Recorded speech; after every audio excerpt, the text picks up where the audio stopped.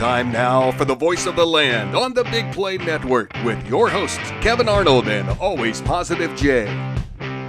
We are out here at Grayhawk Golf Course for the latest tournament in the U.S. Am Tour in the Cleveland area. We are here with two of the golfers who will be teeing off here soon. We have Todd Krebs and Matt Herrig. And guys, how has the season been going for you guys so far? Todd, I'll start with you. Just kind of overall, I know you've been out to several tournaments. The director, Ed Rupert, has been kind of talking about you and how you've been one of the regulars. How's the season been going for you? I've had a good year. One of the things I really love about this tour is the ability to play not only our events, but play nationwide. And I've played in Virginia, I've played in Michigan, I've played in New York. I've played well enough that I've won a couple and actually been moved to flight because of my play. But I really love that we've been able to play different places and see different states, different courses, meet different people. And Matt, for you, I mean, similar kind of story. I know you guys are friends. You guys have golfed a lot. Kind of, what's how is your path to the U.S. Am Tour look? Yeah, actually, I found an email that advertised this about 10 years ago, and then we were just playing ourselves together on Sunday mornings, and I told him about it, and then we both joined, and we've loved it ever since. It's like you said, you're flighted on your ability. You can move up or down depending on how you're playing, and just getting to play courses around the country, like you said, it's a great experience if you love golf.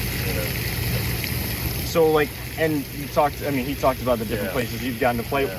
Favorite place that you've kind of been around the country to play in these kind of tournaments, or just overall? Yeah, Innisbrook in Florida. Okay. One of my favorites, and Sea Island in Georgia.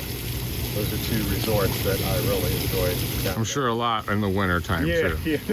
And that's what's cool. They have events year round, so you can get out of this kind of weather too. Todd, I mean, favorite spot? Is there a favorite spot maybe on the tour you've gotten to go, or is there just that one golf course that I can go there and I'm gonna hit it well every single time? Yeah, I never feel like that at my level of ability, but we just got back last week from Turning Stone, which is just east of Syracuse in New York. Really nice venue. I enjoy that. We're going up here in a couple of weeks to play a course in northern Michigan that they claim to be the Pebble Beach of the Midwest, so I'm really looking forward to that. But I love the look of California. We played La Costa outside of San Diego last year. I love that sort of desertous mountain look. We're playing this year outside of Vegas, so if I had to pick, other than 100-degree heat, it's such a good time to play out there.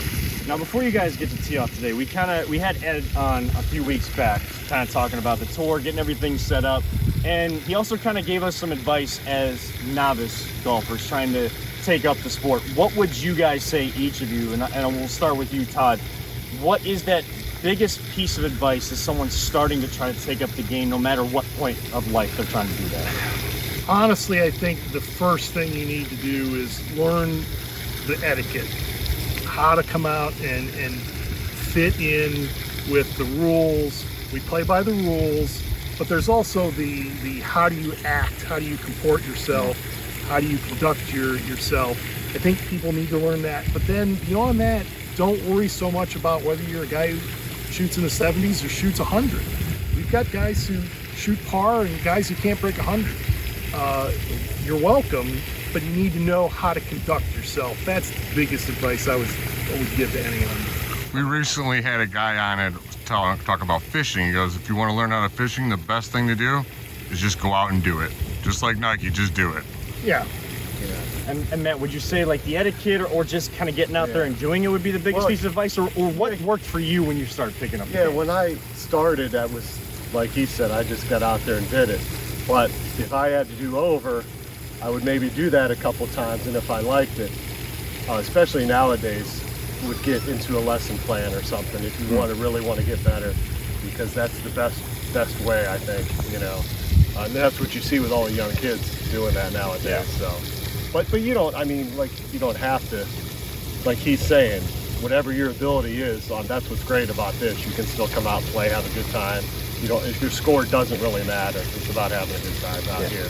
We're not For me, the biggest struggle is I was a softball player for 20 years, so I'm used to just trying to crush a ball as hard as I can. And they're like, no, just slow down and get your swing like smooth. I'm like, all right, Sure. easier said than done. Have any of you guys seen that transition from like people that may have that baseball swing to get in that actual golf swing? Is that just muscle memory, or is that is there like an easy way to transition if you've seen that before? Yeah, it's actually similar. You'll even see on some lessons online, some of the drills they give are kind of baseball drills. So Okay. if you can just take those baseball knowledge of that swing and transfer it over to golf, it's really not that difficult. I mean, I didn't play a ton of baseball, but I think it's, well, you agree that Yeah. Certainly, if you've got athletic ability, you can figure out how to translate it into golf.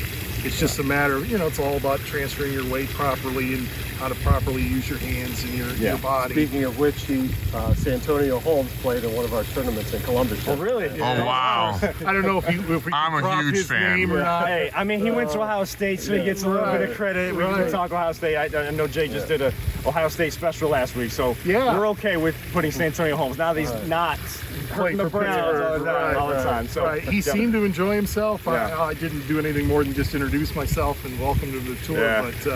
But he stayed after and talked with the guys and had a good time with it. That's so awesome. it's just an example of, all kinds of walks. There's older, younger, women. We've got a place for everyone if you're interested in just coming out and competing and playing golf and enjoying it by the rules.